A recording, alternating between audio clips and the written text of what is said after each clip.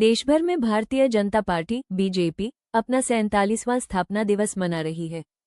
Party के लिए ये दिन सिर्फ 47 साल की राजनीतिक यात्रा का जश्न नहीं, बल्कि उसके कार्यकर्ताओं और समर्थकों के समर्पण, संघर्ष और उपलब्धियों का महोत्सव भी है।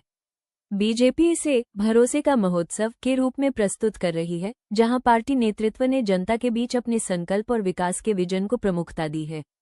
प्रधानमंत्री नरेंद्र मोदी ने इस अवसर पर कहा कि भाजपा का लक्ष्य भारत को 2047 तक एक विकसित और सशक्त राष्ट्र बनाना है। उन्होंने पार्टी के कार्यकर्ताओं और देशवासियों को भरोसा दिलाया कि विकास की यह यात्रा लगातार जारी रहेगी और आने वाले समय में हर नागरिक को इसके लाभ मिलेंगे।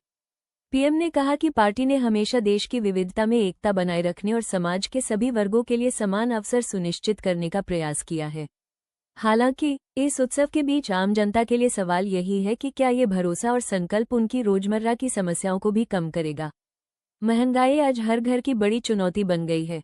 दवाओं की बढ़ती कीमतें, रोजमर्रा की वस्तुओं की लागत और घरेलू खर्च में लगातार इजाफा आम नागरिकों की जेब पर भारी पड़ रहा है।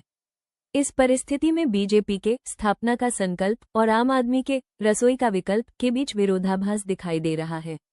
विकास के बड़े वादे और महंगाई की मार के बीच आम आदमी की कराह स्पष्ट नजर आ रही है।